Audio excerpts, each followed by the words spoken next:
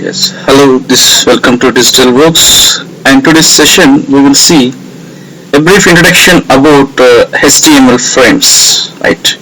So in today's session we will see what is the use of frame and how we can implement in HTML language, right?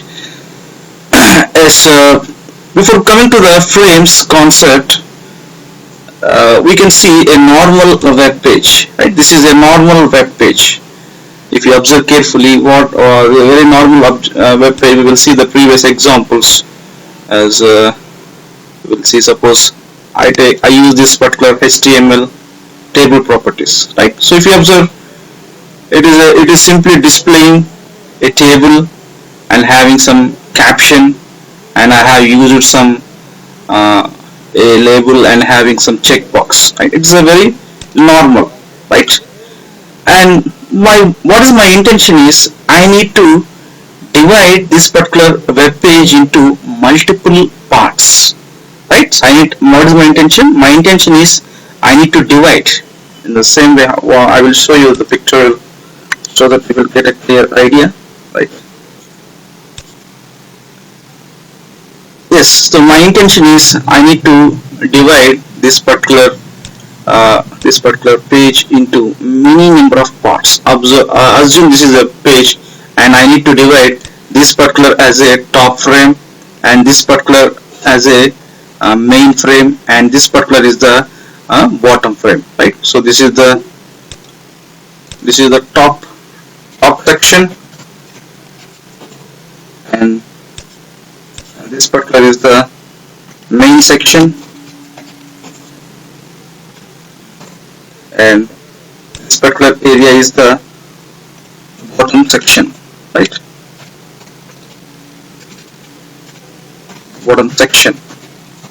Yeah, if you observe carefully, I need to divide the web page into three parts. So how it is possible, right? So it is possible by using the concept called frames. It is possible by using the concept called frames, right? I think everyone got what we are going to discuss. Very simple. A frame is nothing but it divides a web page into multiple parts. Each and every part will act like a web page, right? So this top section is a web page, and main section is a web page, and bottom section is a web page. I simply include three web pages in a single web document, right? So it is possible by using the frames, right? So before going to the frames concept, I will show the general output, right? This is an output. So what I did here, I used this is the top frame, and this is the main frame, and this is the bottom frame. So if you observe carefully here, I include three web pages, 1, 2, and 3 web pages. So for this, we straight away go and see the coding part. What is the this is the if you observe carefully, this is the normal way of implementing the frames. So here, this is a normal way of declaring the doc type HTML, and as usual root element HTML, and here header section, and as the title, and I close the header section. And observe carefully, I straight away start the frame set. This particular frame set is the element which tells the browser that I am dividing the web page into three parts. So if you observe carefully here, rows, that means I am dividing, this is the first row, this is second row, this is third row, right? In three rows. This particular section will tell us a clear idea what we are going to divide, right? So if you observe carefully, this percentage 10%, 80%, and 10%, that is simply telling that how much space it is going to occupy the web page. 10% is nothing but this particular is the 10%, and this particular section is the 80%, and this particular section is the 10%, right? And if you observe carefully, by using the frame set keyword, it is telling to the browser I am going to divide the web page, and straight away I need to tell the which particular frame belongs to which particular page. So if you observe carefully, I simply start with a keyword called frame, and I gave the name as a top, and I straight away tell the location src top underscore frame dot htm. That means I need to create a page. I need to create a page called top underscore frame dot htm. So here I will show the coding part. This is the top underscore. This is the top underscore frame dot htm. Right. So what I did, I simply write one heading and I make it a center. This is a top frame. Right. And after that, I straight away go for another page. What is my web page? Main underscore frame dot htm.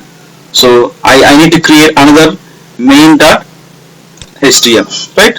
So you don't need to write again and again HTML title, all those things, because our browser will automatically enter the structure.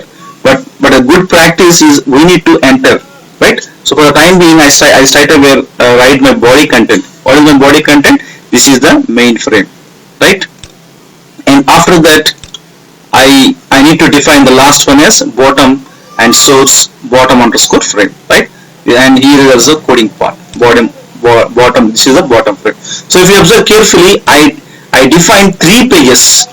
First one is top underscore frame dot htm, main underscore frame dot htm, bottom underscore frame dot htm. These 3 pages I define separately by using the HTML, and I tell to the browser divide my web page into 3 parts and assign first each and every part with these particular source links, and after that I need to close this particular frame set, right?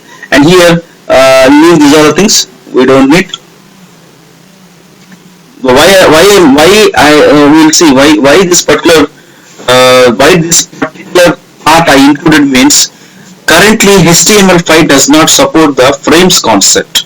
If your browser does not support frames concept, then you will display this particular message: your browser does not support frames, right? So but no need to worry, our browser will support. So that I will remove, and it's right away going to check. So to check the output, we need to execute this particular frame, html underscore frames dot htm. This particular file I need to execute, right? So this where is my location? This is my location, html underscore frames dot htm, right? You will see this is the top frame, this is the main frame, this is the bottom frame, right? So if many of the people confused and they simply execute like this main frame, they will get the main frame. But where is the division of the web page? And sometimes they will simply execute top frame. Yes, you are executing, but what is our intention? Our intention is to divide the page into number of parts. For that I need to use the frames concept, right? Very simple. We need to remember 2 things. First one is I need to remember the frame set. By using the frame set keyword, I tell into the browser divide my web page into parts. This particular percentage will tell how much part you need to allocate for rows. Suppose if I give this as a columns, this as a column COLS, and save. COLS and save. So what will happen? We will see. This is one type of columns. So I divide the page in the form of columns. So that what we got the idea, I can use the frames both in rows and columns, right? And this is the brief introduction. In tomorrow's class, we will see a little bit of information. What type of attributes are there? How I can implement a lot of things by using the frames, right? Thanks for watching. And if any doubts, please write your comments, right? Bye.